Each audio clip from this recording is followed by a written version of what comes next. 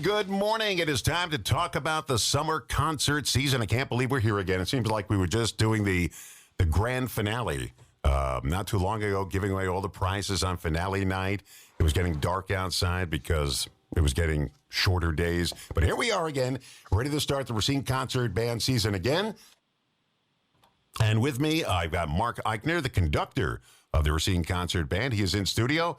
On the line, we have Sean DelGrosso. He is the executive director of the Racine Concert Band.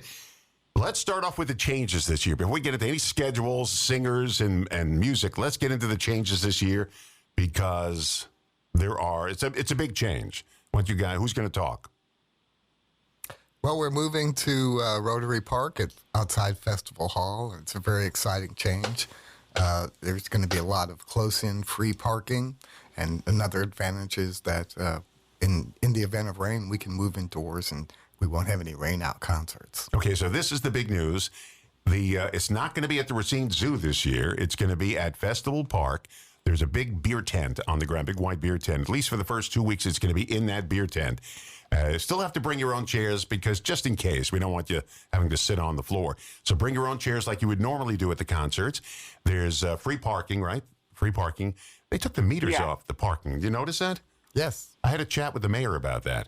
And I said, you have to pay by credit card? And I think he said eventually they're working on a kiosk system. But we don't have to worry about that for Sunday night. So the concerts come on. It's right on the lakefront. Going to be beautiful.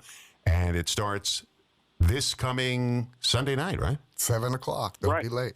Oh, no. I got to get my shirt out of mothballs. All right. So, Sean, you also play with the band, right?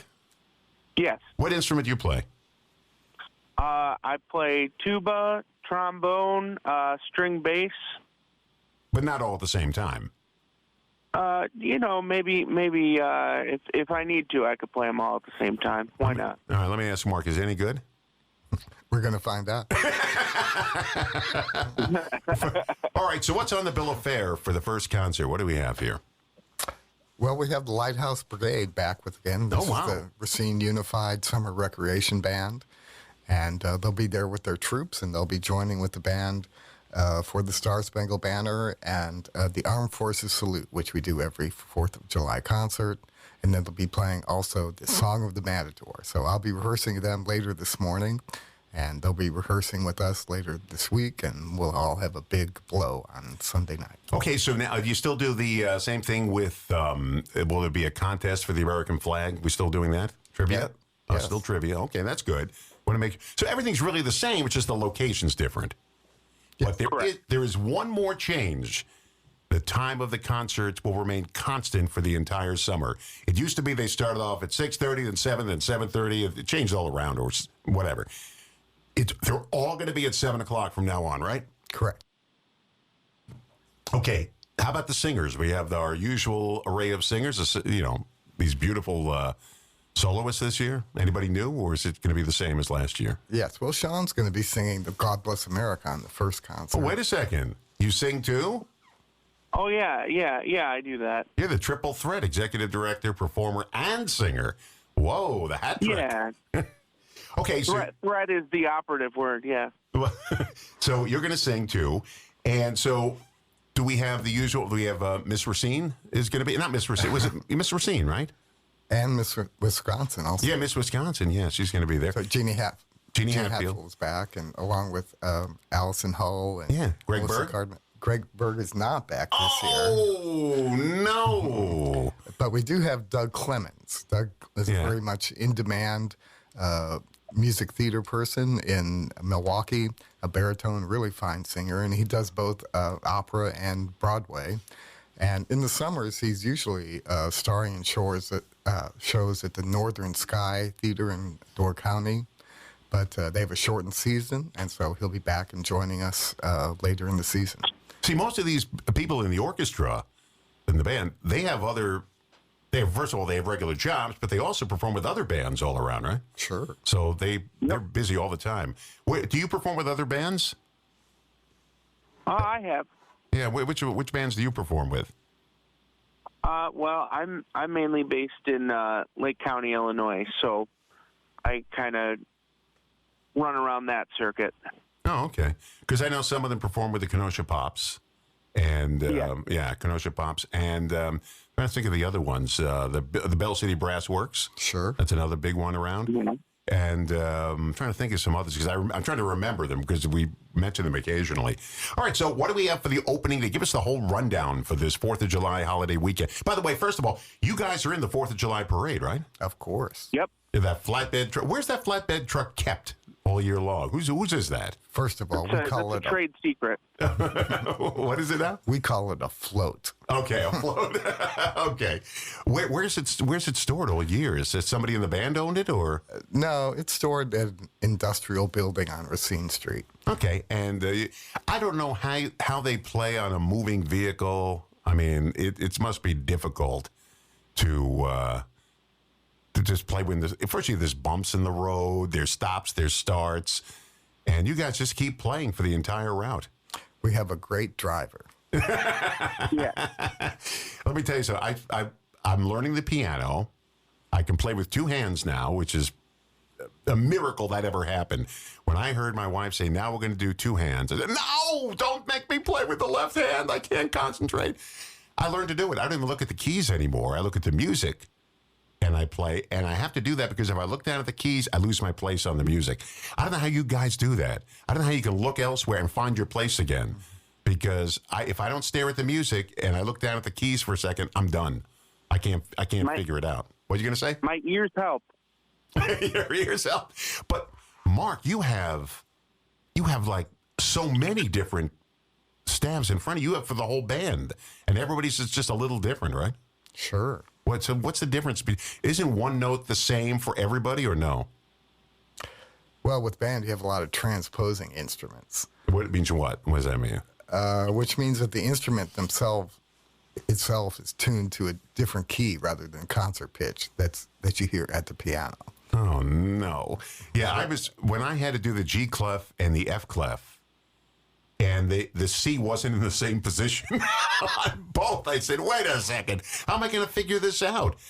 But you do, believe it. I just do. Now I figured out what the F is, and I just in my brain I move around so I can figure it out. And then they do the sharps, the flats, and I don't know how people do this.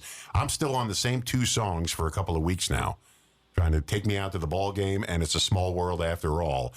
And I'm telling you, that left hand, I don't know how people do it.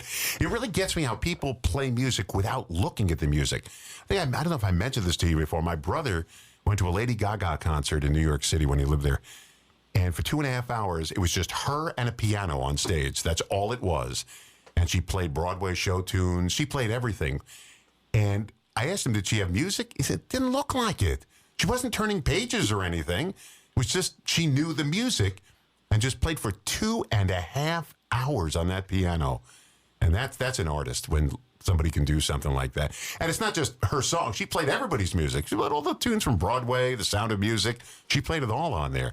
That's some artist. We just look at Lady Gaga's or hit songs, but she's a very talented person to do that. Could you play without? Yeah. Could you guys play without looking at music? Well, that's the thing you can do when you have a book, and she plays the same book for a series of concerts. Yeah. And one thing we're very proud of is the programming changes every week.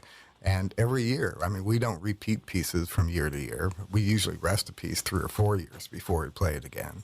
So we do read the music because we have a very varied program from concert to concert. Now, you actually have a librarian within the band. Who's a librarian? Vera Olgan. Yeah, now it's her job, and I hear her sometimes after the concert's over, give me your music. Don't go, give me your music. What does she have to, Sean, what does she do? Just have to file it away and bring it out for next time? Because you guys own a lot of the music you play, right? You own the rights to them, or you bought perpetuity rights or something like that? So, actually, there's a wide array. If you see our office, it's just lined with filing cabinets full of music. And, most of the music has all of it we own, of course, but some of it has been gifted to us. Some of it we purchased outright. Some of them from local bands that, have, not play certain things. And so we've kind of put together a really strong library that lasts, almost the entire breadth of concert band literature. So, but yeah, she has to take all of the pieces, put them in order, because in each song there's like an order of what instrument goes where, and then we put it away, and then we open up a new one. So yeah, it's definitely a big job. Now, and people don't realize this, when you play music in public, even the radio station, we pay a lot of money for the music we play. You have to play performance rights for this stuff. And people think you just play any music you want. No, you don't. Well, BMI, ASCAP, and CSAC are the three big ones to deal with. There are some other smaller ones, but we play music from BMI, ASCAP, and CSAC. We got to pay them every year, but we have what they call a blanket policy where we pay them one fee and we can play any of their music. And it's a lot of money. It's a percentage of the money you make at the radio station. So you guys have to do that. Churches have to do it. They're supposed to anyway. Yep. Anytime anybody puts a public performance, they have to pay the performance rights for it. So you guys all got to do that too, right? Yep. And then we have to write out all the songs that we performed, and it goes into a report that we have to submit at the end of the year. And I used to work at a church, so church has to do the same thing. We have to, list all the songs that we've performed, and make sure everyone's getting paid. These are mainly the people who write the music have to get paid, because that's just the way it is. They wrote these songs. Well, writers and publishers, because of course with concert band music, all of it has to be printed and printed the right way, and so there's quite a few people that need the cash. Yeah. Now, they get their 5-cent check. You pay public domain music too, which is you don't have to pay for. You pay some of those. Correct. Yeah, so those are free. But for the most part, a lot of the public domain music, of course, because we still have to get it arranged for a concert band. Some of them we still have to pay those arrangers, But yeah, we have a blanket coverage that's covered through the Concert Band Association. And so they kind of help us take care of that. See, the people don't realize all that. This is all like behind the scenes stuff, getting all these music rights and so forth. Mark, let's give it a little history here. This is the 1,531st free concert provided by the Racine Concert Band. You never had to pay for it ever, right? So it was always free concerts from the start? Nobody had to pay an admission fee, right? The summer concerts have always been free. Now, you do concerts year-round, but you do them at high schools and so forth. And they're free now. Yeah. So the summer concerts, now give us a little history of how it all started. Now, I have the book that, his name just flew out of my head. Del Eich? Yeah, Del Eich wrote. It's a book, The History of the Racine Concert Band. I have it at home, autographed. And my house is in there. There's a picture of it with the band marching by my house before I lived there. So give us a little bit of history of when it started and where it's been. How did you get to the zoo? How did you get, wherever you performed? Well, the band was founded in 1923 as the Racine Park Board Band. So we were part of municipal government for a long time. The band changed its name to the Racine Municipal Band. I think that was in about 1976, if I'm right. And then again to the Racine Concert Band in 1996. And in the beginning, the band was totally funded by the city. And that continued for a long time. When I started with the band in 2002, the city provided about 92% of our budget. But like all nonprofits, municipal and governmental support has decreased significantly over those years, and now the city portion of the budget is a little less than 30%. So we've survived through foundation support and gifts from individuals and business advertisers, and just a lot of support from within the community. Now, you just got a grant recently, I read, right? We have 8 or 10 foundations supporting us. And that's a full-time job going after those, isn't it?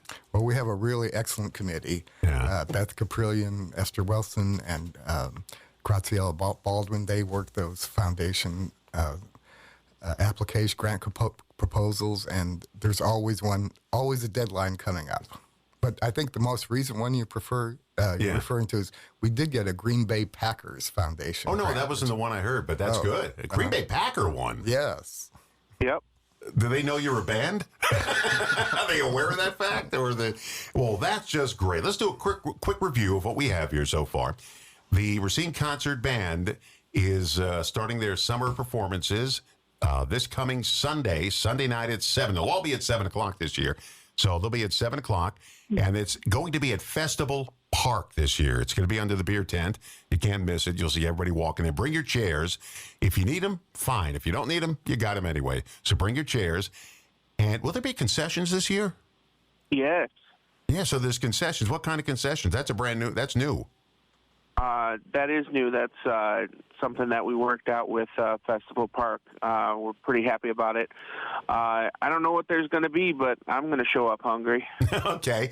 So, and those, I think, food trucks, I assume, they're talking about. That's my guess. No, I think it's their Catering? in-house. Okay. Yeah. All right. Well, that's good. All right. So, and there's always marches played. You always begin with a march and you end with a march. And you pick those marches out, Mark? Sure. Yeah. Always a lot of John Philip Sousa. Because we end every concert with the Sousa March. Yeah, because he's got so many, the Thunderer and all the circus marches. You get some of the music played too. They're circus songs in there. They're pieces that were performed at circuses during the early parts of the century, and they still stand up today. Whoever wrote them kept them going. There's Broadway tunes that the singers perform. There's movie tunes and Looney Tunes and all kinds of tunes. All right, so it starts this coming Sunday night at 7 at Festival Park. If you're listening now and you have friends that go, tell them it's Festival Park. I'm sure there'll be a sign at the zoo saying go home, and it's not going to be at the zoo this year. And so they'll have a sign there telling you where to go at Festival Park. But head out to Festival Park. Yeah. Free parking. It's free admission. Bring your chairs. Come hungry. And enjoy the concert. And it runs about an hour and 15 minutes, right? Yeah, that's about it.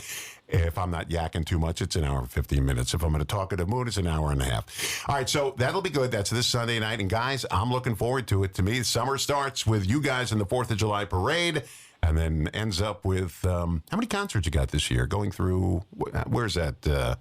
For the calendar year, we're going to have 13 performances. 13, so that goes to what, mid-August or something like that? Oh, well, there's 7 in the summer series. That's what I'm looking at, Yeah. I believe it's August 17th, I think, is the date, but I could be wrong. No, that's right. Okay, but it's good. All right, guys, and what we're going to do is I'm going to try to arrange it so every Friday we'll have a few minutes with either one of you guys to remind people that it's at Festival Park. Festival Park this year. So head on. Park. Festival Park. Did I say Festival Park? Festival Park this year. And we're going to keep hammering that away. So, guys, thank you. Our music director and conductor, Mark Eichner, the executive director, Sean DelGrosso. And I appreciate you guys. And we're going to get you guys on every Friday on the phone or whatever. Get you down here and tell people it's at Festival Park. Festival Park. That's going to take, people aren't really into change. So it's going to be tough to get people to change. Hey, thank you, guys. I appreciate it.